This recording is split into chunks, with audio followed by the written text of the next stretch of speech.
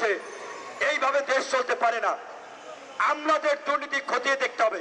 অথচ আমরা দেখছি সবচেয়ে বড় চোর হচ্ছে ওই পার্লামেন্টের বিনা ভোটের এমপিরা। আপনাদের প্রতি আমার এটাই অনুরোধ, কারো বিপদ আসলে তার পাশে থাকবেন।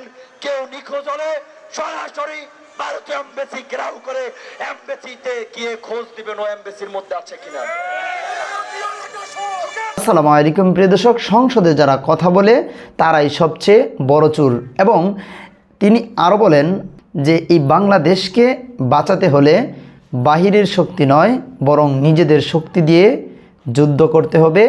আবারও প্রিয় দর্শক, চলুন ডিবিউর এ নিয়ে গুরুত্বপূর্ণ আলোচনা করেছেন, আমরা তার বক্তব্যটি শুনবো, তারপরে ভারতের সেবাদাস লেনদুপ্তর্জির সরকার আজকে ক্ষমতায়। আজকে 12 লক্ষ রোহিঙ্গা 2017 সাল থেকে এই দেশের মধ্যে আছে।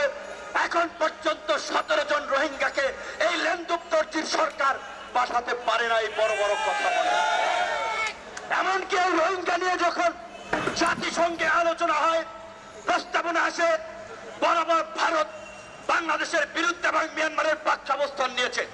এমনকি এই সরকারের আরেক যে কিস্তিওয়ালা বন্ধু, গ্রামে কিস্তি দেয় না, এই যে চীন যে টাকা দিতেছে, কিস্তিওয়ালা বন্ধু বাংলাদেশকে দখল করার জন্য আরেক দখলদার, আরেক সাম্রাজ্যবাদী আধিপত্যবাদী শক্তি ঋণ দিয়ে বাংলাদেশকে ক্রাশ করার একটা পরিকল্পনা নিচ্ছে। শুধুমাত্র বাংলাদেশের আন্দোলন সংগ্রাম দিয়ে সরকার পতন সম্ভব নয়, আন্তর্জাতিক অনেক কিছু এর সাথে জড়িত। কিন্তু এটা সত্য, যদি আমরা জনগণ রাজপথে গণ অভ্যুত্থান ঘটাতে পারি, আন্তর্জাতিক শক্তি আমাদের সাথে থাকবে। কিন্তু আমাদেরকে সেই প্রেক্ষাপট তৈরি করতে হবে।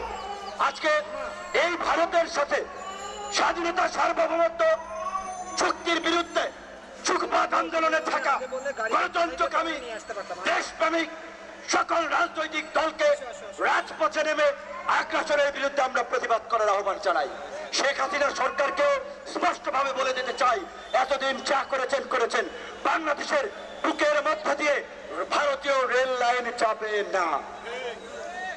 আজকে দুর্নীতি নিয়ে ব্যাপক আলোচনা হচ্ছে, মানে দুর্নীতি লুটপাটের একটা মহামারী চলছে। সংসদে আলোচনা হচ্ছে। এখন সংসদের আলোচনা শুনে আপনি কি বলবেন? গ্রামে বলে জাঞ্জরে কয় শুয়ের গোয়া টেরা, মানে শুয়ের পেছনে একটা ছোট ছিদ্র থাকে, আর যে মুড়ি বাজে বালু যে আপনার ঝাঁঝর যেটা বলে, ওইটা তো পুরোটাই একেবারে ছিদ্র ছিদ্র। তো এই ঝাঁঝর নাকি শুইকে বলে যে তোমার পেছনে একটা স্যাদা আছে, ছিদ্র আছে। আজকে পার্লামেন্টে বিনা ভোটের এমপি, চোর, ডাকাত, মাফিয়া, লুটেরা, ভারতীয় দাবেদার, ওরা একজনে আরেকজনে বলছে যে এইভাবে দেশ চলতে পারে না, আমলাদের দুর্নীতি খতিয়ে দেখতে হবে। অথচ আমরা দেখছি সবচেয়ে বড় চোর হচ্ছে ওই পার্লামেন্টের বিনা ভোটের এমপিরা। প্রিয় দর্শক, আপনারা শুনছিলেন বিপিনুর বলছিল যে সংসদে যারা বসে আছেন তারা হলো সবচেয়ে বড় চোর, আর তাদের কারণেই কিন্তু বাংলাদেশে দুর্নীতি যাচ্ছে না। কথা কিন্তু বাস্তব। যারা অবৈধ নির্বাচনে সংসদে গিয়েছেন তারা সংসদকে বানিয়েছেন রঙ্গমঞ্চ। এ রঙ্গমঞ্চ বলার কারণ বেশ রয়েছে। তার প্রথমত কারণ হলো তাদের মুখ থেকে আমরা যত কলা কৌশলী কথা, যত গুরুত্বপূর্ণ কথাই শুনি না কেন, আর সরকার বিরোধী কথাই বলুক না কেন, সব মন্ত্রের মূল মন্ত্র কিন্তু একটাই, এগুলো হলো অভিনয়, শুধু জনগণকে দেখানোর জন্য।